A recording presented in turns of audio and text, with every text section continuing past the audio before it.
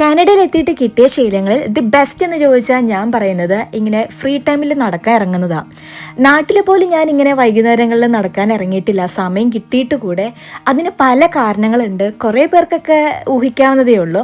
പക്ഷെ ഇവിടെ എത്തിയിട്ട് നമുക്കൊരു റെസ്ട്രിക്ഷൻസ് ഇല്ല, വഴിയിൽ ആരുമില്ല നമ്മളോട് ചോദിക്കാൻ എങ്ങോട്ടാണ് പോകുന്നത്, എപ്പോഴാണ് തിരിച്ചു വരുന്നത്, ഇങ്ങനെയാണോ പോകുന്നത്, ഇതെന്ത് കോലം, അങ്ങനെ ഒരു ക്വസ്റ്റ്യൻസും നമുക്കില്ല.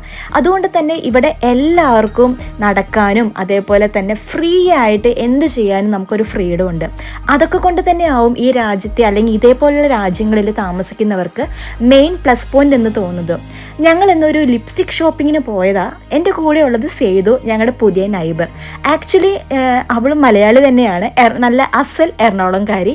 പക്ഷേ ഞങ്ങളുടെ ഓപ്പോസിറ്റ് ഇവരാണ്, അതായത് ഒരു മലയാളികളാണ് താമസിക്കുന്നതെന്ന് ഞങ്ങൾ അറിഞ്ഞത് 7 മാസങ്ങൾക്ക് ശേഷമാണ്.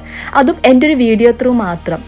അതാണ് വേറൊരു കാര്യം ഈ രാജ്യത്തിൻ്റെ, നമ്മുടെ അപ്പുറത്ത് ആരാന്ന് പോലും നമ്മൾ അറിയത്തില്ല.